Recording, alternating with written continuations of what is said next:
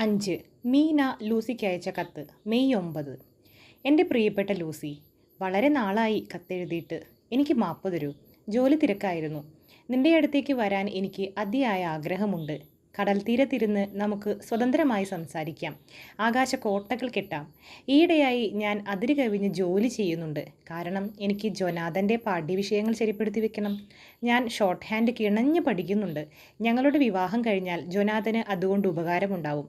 എനിക്ക് നന്നായി short hand എഴുതാൻ കഴിഞ്ഞാൽ അദ്ദേഹം ആവശ്യമുള്ളത് പറഞ്ഞാൽ എഴുതിയെടുത്ത് ടൈപ്പ് റൈറ്ററിൽ പകർത്തിയെടുക്കാമല്ലോ. ഞാൻ ടൈപ്പ് റൈറ്റിങ്ങും പഠിക്കുന്നുണ്ട്. ഞങ്ങൾ ചിലപ്പോൾ കത്തുകൾ എഴുതാറ് ഷോർട്ട് ഹാൻഡിലാണ്. അദ്ദേഹവും തൻ്റെ യാത്രാ വിവരണങ്ങളുടെ ഡയറി കുറിപ്പുകൾ ഷോർട്ട് ഹാൻഡിൽ എഴുതി വെക്കുന്നുണ്ട്. അങ്ങോട്ട് വന്നു കഴിഞ്ഞാൽ ഞാനും അത്തരമൊരു ഡയറി സൂക്ഷിക്കും. എനിക്ക് തോന്നിയതെല്ലാം എഴുതിയിടാനുള്ളൊരു ഡയറി. ഒരുപക്ഷെ മറ്റുള്ളവർക്ക് രസകരങ്ങളായ കാര്യങ്ങളൊന്നും എനിക്ക് എഴുതാനുണ്ടാവില്ല. പക്ഷേ അത് മറ്റുള്ളവരെ ഉദ്ദേശിച്ച് എഴുതുന്നതല്ലല്ലോ. ഒരിക്കൽ ഞാനത് ജൊനാഥന് കാണിച്ചു കൊടുക്കും. ഒരു പത്രപ്രവർത്തകയുടെ ജോലിയെല്ലാം ഞാൻ പഠിക്കും. അഭിമുഖ സംഭാഷണങ്ങൾ നടത്തും, കുറിപ്പുകൾ തയ്യാറാക്കും, സംഭാഷണങ്ങൾ കൃത്യമായി ഓർമ്മിക്കാൻ ശ്രമിക്കും. സ്വല്പം പരിചയിച്ചാൽ ഒരു ദിവസത്തെ സംഭവങ്ങളൊക്കെ ഓർമ്മിക്കാൻ കഴിയുമത്രേ. ഏതായാലും ഒന്ന് ശ്രമിച്ചു നോക്കണം. നേരിട്ട് കാണുമ്പോൾ ഞാൻ എൻ്റെ പദ്ധതികളെക്കുറിച്ചൊക്കെ നിനക്ക് പറഞ്ഞു തരാം. എനിക്കിന്ന് ജൊനാഥൻ ട്രാൻസിൽവാനിയയിൽ നിന്ന് വളരെ തിരക്കിട്ടെഴുതിയ ചുരുക്കം ചില വരികളടങ്ങുന്ന ഒരു കത്ത് കിട്ടി. അദ്ദേഹം സുഖമായിരിക്കുന്നു. ഒരാഴ്ചയ്ക്കുള്ളിൽ അദ്ദേഹം അവിടെ നിന്ന് പുറപ്പെടും. അദ്ദേഹത്തിൻ്റെ വിവരണങ്ങളൊക്കെ കേൾക്കാൻ ഞാൻ കൊതിച്ചിരിക്കുകയാണ്. അപരിചിത ദേശങ്ങൾ കാണുന്നത് ഏതായാലും രസം തന്നെയാവും ഞങ്ങൾക്ക്. ഞാൻ ഉദ്ദേശിക്കുന്നത് ഞാനും ജൊനാഥനുമാണ്. ഒരുമിച്ച് എന്നെങ്കിലും വിദേശങ്ങളിലൊക്കെ സഞ്ചരിച്ച് കാണാൻ പറ്റുമോ എന്ന് ഞാൻ അത്ഭുതപ്പെടുകയാണ്. നേരം 10 മണിയായി, നിർത്തട്ടെ. സ്നേഹത്തോടെ സ്വന്തം മീന. കുറിപ്പ്: മറുപടി എഴുതുമ്പോൾ എല്ലാ വിവരങ്ങളും വിശദമായി എഴുതണം. കുറേ കാലമായി നിന്റെ കത്ത് കിട്ടിയിട്ട്. ഞാൻ ചില കഥകളും കേൾക്കുന്നു. ശരിയാണോ? പ്രത്യേകിച്ചും കിളരം കൂടിയ ചുരുളൻ തലമുടിയുള്ള സുന്ദരനായ ഒരു യുവാവിനെ പറ്റി. മീന. ലൂസി മീനയ്ക്ക് അയച്ച കത്ത് മെയ് 17 ബുധനാഴ്ച, ചാത്തം തെരുവ്. പ്രിയപ്പെട്ട മീന, ഞാൻ പറയട്ടെ, നീ എന്നെ വല്ലാതെ ചൂഷണം ചെയ്യുന്നു. നമ്മളന്ന് പിരിഞ്ഞതിന് ശേഷം ഞാൻ 2 തവണ കത്തയച്ചു. പക്ഷേ നീയാണ് കബളിപ്പിച്ചത്. എല്ലാറ്റിനും പുറമെ ഒന്നും എഴുതാൻ കാണുന്നില്ല. ഈ പട്ടണം വളരെ ആഹ്ലാദം നിറഞ്ഞതാണ്. ഈയിടെയായി ഞങ്ങൾ പലപ്പോഴും സിനിമയ്ക്കും പാർക്കിലേക്കും ഒക്കെ പോകാറുണ്ട്. പിന്നെ നീ പറഞ്ഞ കിളരം കൂടിയ ചുരുളം മുടിക്കാരൻ കഴിഞ്ഞ തിരുനാളിൻ്റെ അന്ന് എൻ്റെ കൂടെയുണ്ടായിരുന്ന ആളായിരിക്കുമെന്ന് കരുതുന്നു. ആരോ കെട്ടുകഥയുണ്ടാക്കാൻ തുടങ്ങിയിരിക്കുകയാണ്. അത് ആർതർ ഹോംവുഡ് ആണ്. അദ്ദേഹം പലപ്പോഴും ഞങ്ങളെ കാണാൻ വരാറുണ്ട്. അമ്മയും അദ്ദേഹവുമായി സംസാരിച്ചു കൊണ്ടിരിക്കും. ഞങ്ങൾ കുറച്ച് ദിവസങ്ങൾക്ക് മുമ്പ് ഒരു യുവാവിനെ കണ്ടു. നീ ജൊനാഥന് ഇതിനകം തന്നെ വാക്ക് കൊടുത്തു കഴിഞ്ഞിട്ടില്ലെങ്കിൽ അദ്ദേഹം നിനക്ക് യോജിക്കും. അദ്ദേഹം നല്ലൊരു കൂട്ടുകാരനായിരിക്കും. സുമുഖനാണ്, കഴിഞ്ഞുകൂടാൻ വകയുണ്ട്. ആഭിജാതനുമാണ്. സമർത്ഥനായ ഡോക്ടറാണ് അദ്ദേഹം. ഒന്ന് സങ്കല്പിച്ചു നോക്കൂ, 29 വയസ്സായിട്ടേ ഉള്ളൂ. അദ്ദേഹത്തിന് തൻ്റെ സ്വന്തം സംരക്ഷണയിൽ ഒരു വലിയ ഭ്രാന്താലയമുണ്ട്. മിസ്റ്റർ ഹോംവുഡ് ആണ് അദ്ദേഹത്തെ എനിക്ക് പരിചയപ്പെടുത്തി തന്നത്. ഈയിടെയായി പലപ്പോഴും ഞങ്ങളെ സന്ദർശിക്കാൻ വരാറുണ്ട്. അദ്ദേഹം നല്ല അഭിപ്രായ സ്ഥിരതയുള്ളവനാണെന്നാണ് എനിക്ക് തോന്നിയത്. എന്നാലും ശാന്ത സ്വഭാവയുമാണ്. തൻ്റെ രോഗികളുടെ മേൽ അദ്ദേഹത്തിനുള്ള അത്ഭുതാവഹമായ നിയന്ത്രണം കണ്ട് ഞാൻ അത്ഭുതപ്പെടാറുണ്ട്. അദ്ദേഹത്തിനൊരു വിചിത്ര സ്വഭാവമുണ്ട്. ഒരാളുടെ മുഖത്ത് കണ്ണെടുക്കാതെ തുറിച്ചു നോക്കുക. ആ മനുഷ്യൻ്റെ വിചാരങ്ങളെ വായിക്കാൻ ശ്രമിക്കും പോലെ. അദ്ദേഹം അത് എൻ്റെ മേൽ പലപ്പോഴും പരിശ്രമിച്ചു നോക്കിയിട്ടുണ്ടെന്ന് തോന്നുന്നു. പക്ഷേ ഞാൻ അഭിമാനത്തോടെ തന്നെ പറയാം, അദ്ദേഹത്തിന് അത്ര എളുപ്പത്തിലൊന്നും എന്നെ പഠിക്കാൻ സാധിക്കുകയില്ല. എൻ്റെ കണ്ണടയിലൂടെ ഞാനത് മനസ്സിലാക്കിയിട്ടുണ്ട്. നീ നിന്റെ തന്നെ മുഖഭാവങ്ങൾ വായിക്കാൻ എപ്പോഴെങ്കിലും പരിശ്രമിച്ചിട്ടുണ്ടോ? ഞാൻ ശ്രമിക്കാറുണ്ട്. ഞാൻ പറയാം, അതൊരു ചീത്ത പഠനമൊന്നുമല്ല. ഞാൻ പുതിയ ഫാഷനിലുള്ള ഉടുപ്പിൻ്റെ കാര്യത്തിലൊന്നും അധികം ശ്രദ്ധിക്കാറില്ലെന്ന് നിനക്കറിയാമല്ലോ. അതൊരു തരം ശല്യമാണ്. മീന, നാം കുട്ടിക്കാലം മുതൽക്ക് തന്നെ ഉള്ള രഹസ്യങ്ങളെല്ലാം പരസ്പരം പറയാറുണ്ട്. നമ്മൾ ഒന്നിച്ചിരുന്ന് ഉണ്ടിട്ടുണ്ട്, ഒരേ കിടക്കയിൽ കിടന്നുറങ്ങിയിട്ടുണ്ട്, ചിരിച്ചിട്ടുണ്ട്, കരഞ്ഞിട്ടുണ്ട്. പിന്നെ ഇപ്പോൾ ഞാൻ കുറേ പറഞ്ഞു. എനിക്ക് കുറേ കൂടി എഴുതാനുണ്ട്. ഓ മീന, നിനക്ക് ഊഹിക്കാൻ കഴിയുന്നില്ലേ? ഞാൻ അദ്ദേഹത്തെ സ്നേഹിക്കുന്നു. എഴുതുമ്പോൾ എനിക്ക് നാണമാവുന്നു. കാരണം അദ്ദേഹം എന്നെയും സ്നേഹിക്കുന്നുണ്ടെന്നാണ് എൻ്റെ വിശ്വാസം. എങ്കിലും ഒരിക്കലും അദ്ദേഹം അത് തുറന്നു പറഞ്ഞിട്ടില്ല. പക്ഷേ മീന, ഞാൻ അദ്ദേഹത്തെ സ്നേഹിക്കുന്നു. എൻ്റെ പൊന്നെ, ഞാനിപ്പോൾ നിൻ്റെ കൂടെ തീ കാഞ്ഞുകൊണ്ടിരിക്കുകയായിരുന്നെങ്കിൽ എന്ന് ആഗ്രഹിക്കുകയാണ്. ഞാൻ എല്ലാം പറയാൻ ശ്രമിക്കാം. എങ്ങനെയാണ് എഴുതേണ്ടതെന്ന് എനിക്ക് അറിഞ്ഞുകൂടാ. പക്ഷേ നിർത്താനും തോന്നുന്നില്ല. എല്ലാം നിന്നോട് പറഞ്ഞേ തീരൂ. ഇതിനെപ്പറ്റി നിൻ്റെ അഭിപ്രായം ഉടനെ അറിയിക്കണം. ഞാൻ നിർത്തട്ടെ മീന, നീ എനിക്ക് വേണ്ടി കൂടി പ്രാർത്ഥിക്കുമല്ലോ. ലൂസി. കുറിപ്പ്: ഇതൊരു രഹസ്യമാണെന്ന് ഞാൻ പറയേണ്ടതില്ലല്ലോ. നിർത്തട്ടെ ലൂ. ലൂസി മീനയ്ക്ക് അയച്ച കത്ത് മെയ് 24. പ്രിയപ്പെട്ട മീന, നന്ദി. നിന്റെ മധുരം നിറഞ്ഞ കത്തിന് വീണ്ടും വീണ്ടും നന്ദി. ആ രഹസ്യം നിന്നോട് പറയാനും നിന്റെ സഹാനുഭൂതി നേടാനും കഴിഞ്ഞത് വളരെ നന്നായി. കൂട്ടുകാരി, പ്രേമത്തിന് കണ്ണ് കണ്ടുകൂടാ. പഴഞ്ചൊല്ലുകൾ എത്ര പരമാർത്ഥമാണ്. എന്നെ നോക്കൂ, ഈ വരുന്ന സെപ്റ്റംബറിൽ എനിക്ക് 20 വയസ്സാവുകയായി. ഇതുവരെയും എനിക്ക് ഒരൊറ്റ വിവാഹാലോചനയും വന്നില്ല, യഥാർത്ഥമായ ഒരൊറ്റ ആലോചനയും. പക്ഷേ ഇന്ന് 3 വന്നു. ഓർത്തു നോക്കൂ, ഒരേ ദിവസം 3 ആലോചനകൾ. അതിൽ 2 പേരെ പറ്റി ഞാൻ യഥാർത്ഥമായും ഖേദിക്കുന്നു. ഓ മീന, എനിക്ക് സന്തോഷം കൊണ്ട് കണ്ണ് കാണാതായിരിക്കുന്നു. ഹോ, 3 പ്രേമാർത്ഥനകൾ. പക്ഷേ ദൈവത്തെ വിചാരിച്ച് ആരോടും പറയരുതേ. ആൾക്കാർ ഇത് കേട്ടാൽ ഇല്ലാത്ത കഥകളൊക്കെ കെട്ടിച്ചമയ്ക്കാൻ തുടങ്ങും. മീന, നമ്മുടെ 2 പേരുടെയും കല്യാണം ഉറപ്പിച്ചു കഴിഞ്ഞിരിക്കുകയാണ്. അല്പ ദിവസത്തിനുള്ളിൽ വിവാഹിതരാകും. ശരി, ഞാൻ ഈ 3 പേരെ പറ്റി പറയാം. പക്ഷെ സ്വകാര്യമാണ്, ആരോടും പറയരുത്, ജോനാഥനോട് ഒഴിച്ച്. നീ അദ്ദേഹത്തോട് പറയാതിരിക്കില്ല, കാരണം നിന്റെ സ്ഥാനത്ത് ഞാനായിരുന്നെങ്കിൽ തീർച്ചയായും എൻ്റെ ആർദ്രയോട് പറയും. ഒരു സ്ത്രീ തൻ്റെ ഭർത്താവിൽ നിന്ന് യാതൊന്നും ഒളിച്ചു വെക്കരുത്, അങ്ങനെയല്ലേ? ശരി, ആദ്യത്തെയാൾ ഭക്ഷണത്തിന് തൊട്ടു മുമ്പാണ് വന്നത്. അദ്ദേഹത്തെപ്പറ്റി ഞാൻ മുമ്പ് പറഞ്ഞു. ഡോക്ടർ സെവാർഡ്, ഭ്രാന്താലയത്തിൻ്റെ ഉടമ. അദ്ദേഹം പുറത്തേക്ക് വളരെ ശാന്തനായിരുന്നു, പക്ഷേ അകമേ വളരെ ദുർബലനും. അദ്ദേഹം എല്ലാത്തരം തുച്ഛമായ കാര്യങ്ങളും കൂടി സ്വയം പഠിക്കുകയും അവയെല്ലാം ഓർക്കുകയും ചെയ്യുന്നു. പക്ഷേ തൻ്റെ സിൽക്ക് തൊപ്പിയും വെച്ച് അനങ്ങാതെ ഇരിക്കുകയാണ് അദ്ദേഹം ചെയ്തത്. സാധാരണയായി ശാന്തചിത്തരായ പുരുഷന്മാർ ചെയ്യാത്തതാണത്. ഞാൻ അസ്വസ്ഥനല്ലെന്ന് അറിയിക്കാൻ വേണ്ടി അദ്ദേഹം ഒരു കത്തിയെടുത്ത് തിരുപ്പിടിപ്പിച്ചുകൊണ്ടിരുന്നു. മീന, അദ്ദേഹം എന്നോട് വളരെ തുറന്നു സംസാരിച്ചു. എന്നെപ്പറ്റി അദ്ദേഹം വളരെ കുറച്ചേ മനസ്സിലാക്കിയിട്ടുള്ളൂ. എന്നിട്ടും അദ്ദേഹത്തിന് എന്നെ വളരെ പ്രിയമാണത്രേ. എന്നോടൊന്നിച്ചുള്ള ജീവിതം ഏറ്റവും ആഹ്ലാദമയമാകുമത്രേ. ഞാൻ നിരാകരിച്ചാൽ താൻ എത്രത്തോളം നിർഭാഗ്യവാനാകുമെന്ന് പറയാൻ ഭാവിക്കുകയായിരുന്നു അദ്ദേഹം. പക്ഷേ ഞാൻ കരയുന്നത് കണ്ടപ്പോൾ താൻ അത്രയും ക്രൂരമായി പെരുമാറിയതിൽ അദ്ദേഹം പശ്ചാത്തപിച്ചു. എന്നെ കൂടുതൽ വേദനിപ്പിക്കാൻ താൻ തുടർന്നൊന്നും പറയുകയില്ലെന്ന് അദ്ദേഹം ശപഥം ചെയ്തു. അദ്ദേഹം നിർത്തി. എന്നെങ്കിലും എനിക്ക് അദ്ദേഹത്തെ സ്നേഹിക്കാൻ കഴിയുമോ എന്ന് അദ്ദേഹം തുടർന്നു ചോദിച്ചു. ഞാൻ തലയാട്ടി. അപ്പോൾ അദ്ദേഹത്തിൻ്റെ കൈ വിറച്ചു. തെല്ലു നേരത്തിനു ശേഷം അദ്ദേഹം ഞാൻ വേറെ ആരെങ്കിലും സ്നേഹിക്കുന്നുണ്ടോ എന്ന് വളരെ ശങ്കിച്ചുകൊണ്ട് ആരാഞ്ഞു. ഏറ്റവും മര്യാദയോടെയാണ് അദ്ദേഹം അത് ചോദിച്ചത്.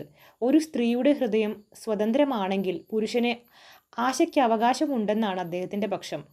മീന, അപ്പോൾ വാസ്തവം തുറന്നു പറയേണ്ടത് എൻ്റെ കടമയാണെന്ന് എനിക്ക് തോന്നി. ഞാൻ എല്ലാം അദ്ദേഹത്തോട് പറഞ്ഞു. അദ്ദേഹം എഴുന്നേറ്റു.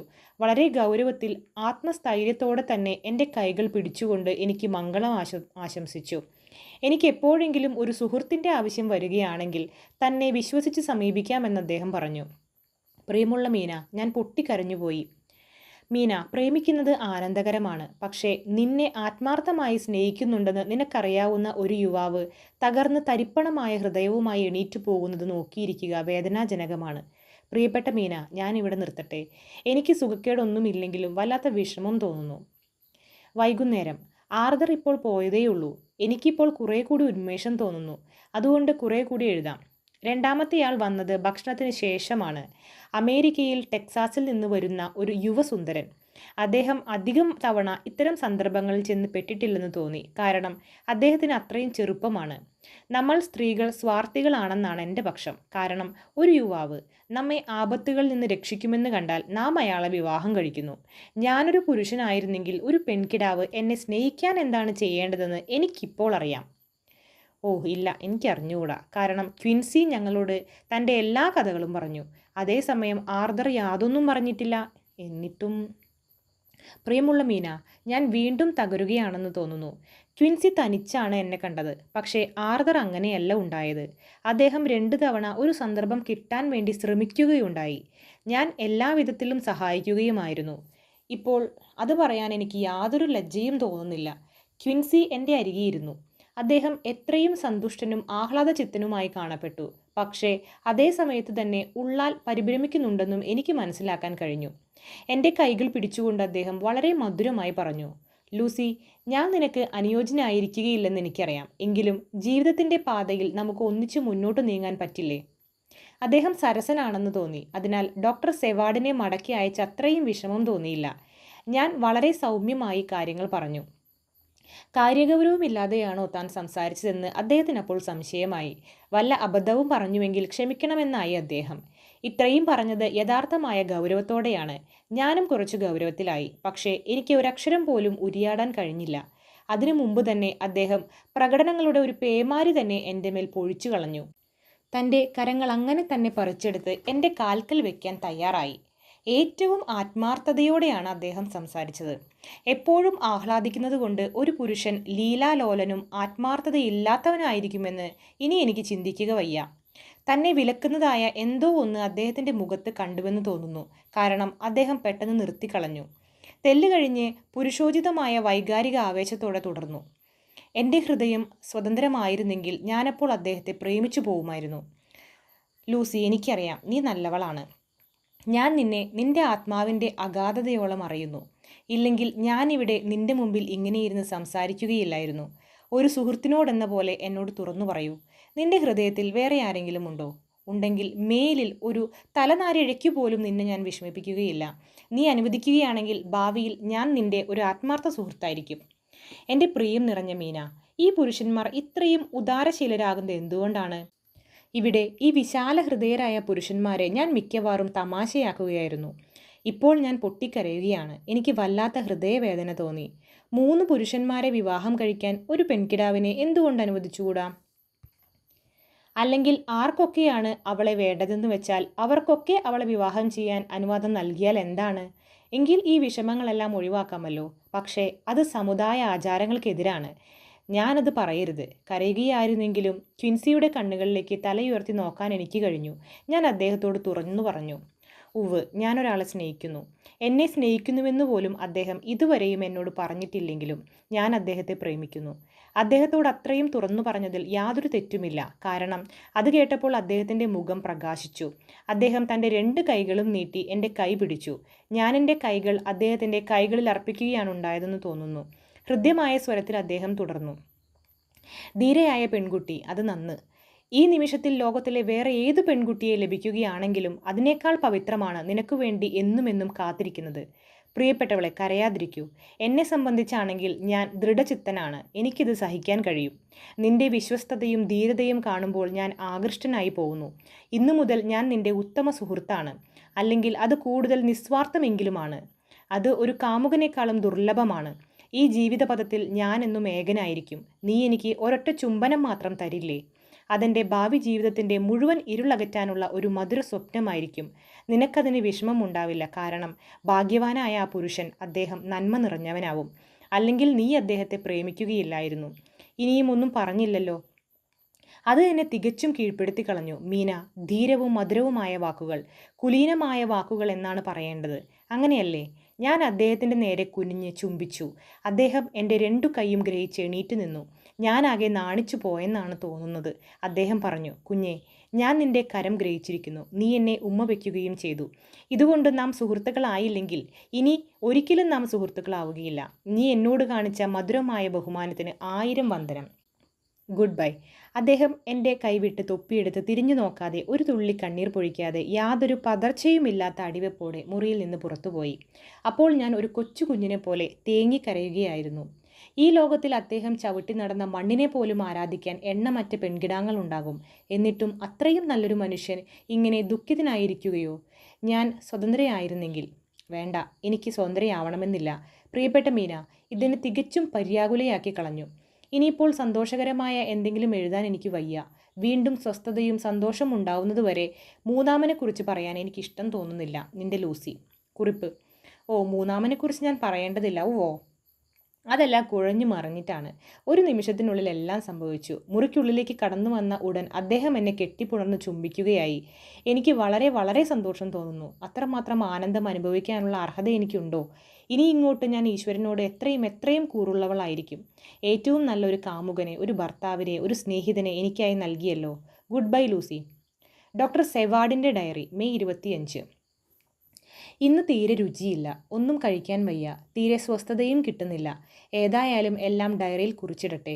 ഇന്നലത്തെ ആ ഇച്ഛാഭംഗത്തിന് ശേഷം ഏതാണ്ട് ഒരു ശൂന്യത അനുഭവപ്പെടുന്നു. ഈ ലോകത്തിൽ ഇനി യാതൊന്നും ചെയ്യാനില്ലെന്ന് തോന്നുകയാണ്. ഒന്നിനും ഒരർത്ഥവുമില്ല. ഇത്തരം രോഗത്തിന് ഇടതടവില്ലാത്ത ജോലി മാത്രമാണ് പ്രതിവിധി എന്നറിയാവുന്നതുകൊണ്ട് ഞാൻ രോഗികളുടെ അടുത്തേക്ക് പോയി. എനിക്ക് വളരെ താല്പര്യമുള്ളൊരു രോഗിയുണ്ട്. ഒരു പ്രത്യേകതരം വ്യാധിയാണ് അയാൾക്ക്. ഞാൻ അയാളെ പരിശോധിച്ചു. ഒരു വിചിത്ര ജീവി. അയാളുടെ മാനസിക വ്യാപാരങ്ങളെപ്പറ്റി കഴിയുന്നിടത്തോളം മനസ്സിലാക്കണമെന്ന് ഞാൻ നിശ്ചയിച്ചിട്ടുള്ളതാണ്. ഇന്നെനിക്ക് അയാളെ ആവരണം ചെയ്തിട്ടുള്ള നിഗൂഢതകളുടെ ഏറ്റവും അടുത്ത് ചെല്ലാൻ കഴിഞ്ഞു. ഞാൻ അയാളുടെ രോഗകാരണങ്ങളെപ്പറ്റി എന്നത്തെക്കാളുമധികം ഇന്ന് ചോദിച്ചറിഞ്ഞു. ആ സമയത്ത് എന്നിൽ കുറച്ചധികം ക്രൂരതയുണ്ടായിരുന്നുവെന്ന് എനിക്കിപ്പോൾ തോന്നുന്നു. അയാൾക്ക് ഭ്രാന്താണ്. അക്കാര്യം ഞാൻ അയാളെ ഓർമ്മിപ്പിച്ചുകൊണ്ടേയിരുന്നു. ഒരിക്കലും ഞാനത് ചെയ്യാറില്ലാത്തതാണ്. റെൻഫീൽഡ്, വയസ്സ് 51, ആത്മവിശ്വാസമുള്ള മട്ട്, കടുത്ത ശരീരശക്തി, വല്ലാതെ ക്ഷോഭിച്ചു പോകും. ദീർഘനേരം വിഷണ്ണനായി മൗനം പൂണ്ടിരിക്കും. ഫലം എന്തിലെങ്കിലും മനസ്സുറപ്പിച്ചിട്ടുണ്ടാവും. അതെന്താണെന്ന് കണ്ടുപിടിക്കാനും കഴിയില്ല. ഒരപകടക്കാരനാവാൻ സാധ്യതയുണ്ട്. സ്വന്തം താല്പര്യങ്ങളൊന്നുമില്ലെങ്കിൽ മിക്കവാറും അപകടക്കാരനായിത്തീരും. സ്വന്തം താല്പര്യങ്ങളുള്ള സ്വാർത്ഥമതികൾക്ക് അവധാനതയുണ്ടാകും. അത് അവർക്കും മറ്റുള്ളവർക്കും ഒരു രക്ഷാകവചവുമാണ്. ക്വിൻസി ആർതർക്കെഴുതിയ കത്ത്. പ്രിയപ്പെട്ട ആർതർ, ഞങ്ങൾ ഒരു പുൽക്കാട്ടിനുള്ളിൽ തീക്കുണ്ടമുണ്ടാക്കി തീ കാഞ്ഞുകൊണ്ടിരുന്നു. മാർക്വിസാസിൽ കപ്പലിറങ്ങാൻ ശ്രമിച്ചപ്പോൾ പറ്റിയ മുറിവുകൾ മരുന്ന് വെച്ച് കെട്ടി. ടിട്ടിക്കാക്ക തീരത്തിരുന്ന് എല്ലാവരുടെയും ആരോഗ്യത്തിനു വേണ്ടി കുടിച്ചു. ഇനിയും വളരെ കഥകൾ പറയാനുണ്ട്. മുറിവുകൾ പൊറുക്കണം. ആരോഗ്യത്തിനു വേണ്ടിയുള്ള കുടി തുടരുക തന്നെ. നാളെ വൈകുന്നേരം എൻ്റെ കൂടെ തീ കാഞ്ഞിരുന്ന് കുടിക്കാൻ നിങ്ങൾ വരുമോ? നിങ്ങളെ ക്ഷണിക്കാൻ എനിക്കൊരു മടിയും തോന്നുന്നില്ല. ഏതോ ഒരു സുന്ദരി എവിടെയോ ഒരു അത്താഴ വിരുന്ന് നടത്തുന്നുണ്ട്. അതുകൊണ്ട് നിങ്ങൾ സ്വതന്ത്രനായിരിക്കുമെന്ന് എനിക്കറിയാം. കൂട്ടിന് മറ്റൊരാളും കൂടി മാത്രമേ ഉണ്ടാവുകയുള്ളൂ. സെവാർഡ്. അദ്ദേഹം വരാമെന്നേറ്റിട്ടുണ്ട്. ഒന്നിച്ചിരുന്ന് കുടിച്ചും സംസാരിച്ചും കഴിക്കാം. ലോകത്തിൽ വെച്ച് ഏറ്റവും സന്തുഷ്ടനായ മനുഷ്യന് വേണ്ടി നമുക്കും കുടിക്കാം. നിങ്ങൾക്ക് ഹൃദയംഗമമായ സ്വാഗതം. ഏതോ സുന്ദരിയുടെ നീലക്കണ്ണുകൾക്ക് വേണ്ടി നിങ്ങൾ കുടിച്ച് മതിമറന്ന് വീണാൽ വീട്ടിലെത്തിക്കുന്ന കാര്യം ഞങ്ങളേറ്റു. ഇത് ശബദമായി കണക്കാക്കാം. അതുകൊണ്ട് വരൂ. നിങ്ങളുടെ ക്വിൻസി. ആർതർ ക്വിൻസിക്ക് അയച്ച കമ്പി. മെയ് 26. എന്നെ പ്രതീക്ഷിച്ചോളൂ. നിങ്ങളുടെ കാതുകൾക്ക് കുളിർമ നൽകുന്ന വാർത്തയുമായിട്ടാണ് ഞാൻ വരുന്നത്. ആർതർ. മീനയുടെ diary. Whitby, July 24. Lucy സ്റ്റേഷനിൽ വന്ന് എന്നെ സ്വീകരിച്ചു. അവൾ കൂടുതൽ സുന്ദരിയായിരിക്കുന്നു. ക്രസൻറ്റിൽ ഉള്ള അവളുടെ വീട്ടിലേക്ക് ഞങ്ങൾ പോയി. ഇതൊരു മനോഹരമായ സ്ഥലമാണ്. എസ്ക് എന്ന കൊച്ചു നദി ആഴം കൂടിയ മലയിടുക്കിലൂടെ ഒഴുകുന്നു. തുറമുഖത്തോടടുക്കുമ്പോൾ അതിന് വീതി കൂടുന്നുണ്ട്. നദിക്കുമേൽ പാലം. കടലിലേക്ക് തള്ളി നിൽക്കുന്ന തുറമുഖ പടികൾ. അങ്ങോട്ട് നോക്കിയാൽ ഉള്ളതിൽ കൂടുതൽ ദൂരത്താണ് അവ സ്ഥിതി ചെയ്യുന്നതെന്ന് തോന്നിപ്പോകും. പച്ച നിറഞ്ഞ് ചന്തമേറിയ താഴ്വര. ആകെ ചെങ്കുത്തായി കിടക്കുന്ന മട്ടുണ്ട്. പഴയ പട്ടണത്തിലെ വീടുകൾക്കെല്ലാം ചുവന്ന മേൽപ്പുരകളുണ്ട്. പട്ടണത്തിൻ്റെ മേൽഭാഗത്ത് ഡെൻമാർക്കുകാർ നശിപ്പിച്ച വൈറ്റ് ബി പള്ളിയുടെ അവശിഷ്ടങ്ങൾ കാണാം. ഗംഭീരമായ ഒരു എടുപ്പിൻ്റെ ജീർണാവശിഷ്ടങ്ങൾ. മനോഹരവും മനസ്സിനെ കോരിത്തരിപ്പിക്കുന്നതുമായ പല ദൃശ്യങ്ങളും അവിടെയുണ്ട്. കെട്ടിടത്തിൻ്റെ ജനാലയിൽ കൂടെ ഒരു വെളുത്ത സുന്ദരിയെ കാണാറുണ്ടെന്ന ഒരു പഴങ്കഥ ഇവിടങ്ങളിൽ പ്രചരിച്ചിട്ടുണ്ട്. ആ പഴയ പള്ളിക്കും പട്ടണത്തിനും ഇടയ്ക്ക് മറ്റൊരു പള്ളിയുണ്ട്. ഇപ്പോഴത്തെ ഇടവക പള്ളി. അതിനു ചുറ്റും നിറച്ചും സ്മാരക കല്ലുകളുള്ള ഒരു ശ്മശാനമാണ്. ഇതാണ് ഇവിടുത്തെ ഏറ്റവും നല്ല സ്ഥലമെന്ന് എന്തുകൊണ്ടോ എനിക്ക് തോന്നുന്നു. നഗരത്തിൻ്റെ നേരെ മേൽഭാഗത്താണ് അത് സ്ഥിതി ചെയ്യുന്നത്. അവിടെ നിന്ന് നോക്കിയാൽ തുറമുഖവും ഉൾക്കടലും കടലിലേക്ക് ഉന്തി നിൽക്കുന്ന കെറ്റിൽനസ് എന്ന മുനമ്പും എല്ലാം നന്നായി കാണാം. ശ്മശാനം കടൽ തീരത്താണ്. അതിൻ്റെ ഒരു ഭാഗം കീഴ്പോട്ടിടിഞ്ഞ് തകർന്നു വീണിരിക്കുന്നു. കുറേയധികം കുഴിമാടങ്ങളും ഇടിഞ്ഞു വീണതിൽ പെട്ടുപോയി. ഒരു ഭാഗത്ത് ശ്മശാനത്തിൻ്റെ മതിൽക്കെട്ട് വളരെ താഴെ മണൽ വിരിയോളം എത്തി നിൽക്കുന്നു. ശ്മശാനത്തിൽ നടപ്പാതകളുണ്ട്. അരികിൽ ചാരുബെഞ്ചുകളും. ആളുകൾ അവിടെ പോയിരുന്ന് കാറ്റുകൊള്ളാറുണ്ട്. എനിക്ക് പലപ്പോഴും അവിടെ ചെന്നിരുന്ന് ജോലി ചെയ്യാം. ശരിയാണ്, ഞാൻ ഈയിടെയായി എൻ്റെ പുസ്തകം കാൽമുട്ടിൽ വെച്ചാണ് എഴുതാറ്. എൻ്റെ തൊട്ടടുത്തിരുന്ന് 3 വൃദ്ധന്മാർ സംസാരിക്കുന്നുണ്ട്. വെറുതെ ഇരുന്ന് സംസാരിക്കുകയല്ലാതെ ഇവർക്ക് യാതൊരു ജോലിയുമില്ലെന്ന് തോന്നുന്നു. താഴെ അകലെ തുറമുഖം കാണാം. അതിൻ്റെ ഒരു വശത്ത് കടലിലേക്ക് ഇറക്കി കെട്ടിയിട്ടുള്ളൊരു മതിലുണ്ട്. നടുവിലാണ് ദീപസ്തംഭം. അതിൻ്റെ പുറത്തുകൂടെ ആ വലിയ കടൽഭിത്തി നീണ്ടു കിടക്കുന്നു. വേലിയേറ്റമുള്ള സമയത്ത് കാണാൻ ഭംഗിയുണ്ട്. പക്ഷേ വേലിയിറക്ക സമയത്ത് അവിടം ശൂന്യമായിരിക്കും. 2 വശത്തുള്ള മണൽപ്പരപ്പിൻ്റെ മധ്യത്തിലൂടെ ഒഴുകുന്ന എസ്ക് നദിയുടെ കുഞ്ഞലകൾ മാത്രമേ ഉണ്ടാകൂ. നദിയിൽ അവിടവിടെയായി ഉരുളൻ കല്ലുകളുണ്ട്. തുറമുഖത്തിൻ്റെ ഇപ്പുറത്ത് ഏതാണ്ട് അരനാഴികയോളം നീളത്തിൽ ഉരുളൻ കല്ലുകളുടെ ഒരു നിര കിടക്കുന്നുണ്ട്. തെക്ക് വശത്തുള്ള ദീപസ്തംഭത്തിൻ്റെ പിന്നിൽ നിന്നാണ് അത് ആരംഭിക്കുന്നത്. മുകൾ ഭാഗം കൂർത്തു മൂർത്തതാണ്. അതിൻ്റെ അറ്റത്തൊരു മണിയുണ്ട്. അപകടം പിടിച്ച കാലാവസ്ഥയിൽ അത് അടിക്കുകയും കാറ്റിൽ വേദനാജനകമായ ഒരു നാദധാര പരക്കുകയും ചെയ്യും. ഏതെങ്കിലും കപ്പലുകൾ കാണാതായാൽ ഈ മണിനാദം കടലിനപ്പുറത്തേക്ക് കേൾക്കുമെന്ന് ഇവിടങ്ങളിലൊരു വിശ്വാസമുണ്ട്. ഇതിനെപ്പറ്റി ഞാൻ ആ വയസ്സിനോട് ചോദിക്കും. അദ്ദേഹം ഈ വഴി വരുന്നുണ്ട്. അദ്ദേഹം രസികനായ ഒരു പടുവൃദ്ധനാണ്. ആ മുഖമാകെ ചുക്കിച്ചുളിഞ്ഞിരിക്കുന്നു. തനിക്ക് 100 വയസ്സായി എന്നാണ് അദ്ദേഹം പറഞ്ഞത്. തൻ്റേതായ ഒരു പ്രത്യേകതരം ഗ്രാമ്യ ശൈലിയിൽ അദ്ദേഹം വളരെ കാര്യങ്ങൾ പറഞ്ഞു.